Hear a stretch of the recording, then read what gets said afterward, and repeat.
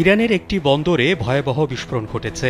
দক্ষিণাঞ্চলীয় বন্দর নগরী আব্বাসে এ বিস্ফোরণ ঘটে। বার্তা সংস্থা এপির এক প্রতিবেদনে তথ্য জানানো হয়েছে। প্রতিবেদনে বলা হয়, বন্দর নগরীতে বিশাল বিস্ফোরণ ও অগ্নিকাণ্ডের ঘটনা ঘটেছে। স্থানীয় কর্মকর্তারা জানিয়েছেন, বিস্ফোরণের ফলে বেশ কয়েকজন আহত হয়েছেন। তবে এ বিষয়ে বিস্তারিত কোনো তথ্য জানানো হয়নি। প্রাদেশিক দুর্যোগ ব্যবস্থাপনা কর্মকর্তা মেহেরদাদ হাসান জাদে ইরানি রাষ্ট্রীয় টেলিভিশনকে জানান, রাজাই বন্দরের কন্টেইনার থেকে বিস্ফোরণের সূত্রপাত হয়েছে। দুর্ঘটনার ফলে জরুরি সেবাদানকারী ঘটনাস্থলে পৌঁছানোর চেষ্টা করেছেন এবং অন্যরা এলাকাটি খালি করার চেষ্টা করেছেন। সামাজিক যোগাযোগ মাধ্যমে ছড়িয়ে পড়া ভিডিওতে দেখা গেছে, বিস্ফোরণের পর আকাশে বিশাল কালো ধোঁয়ার কুণ্ডলী উঠেছে। স্যান্ডেলিনা সো, রূপচর্চায় আভিজাত্য।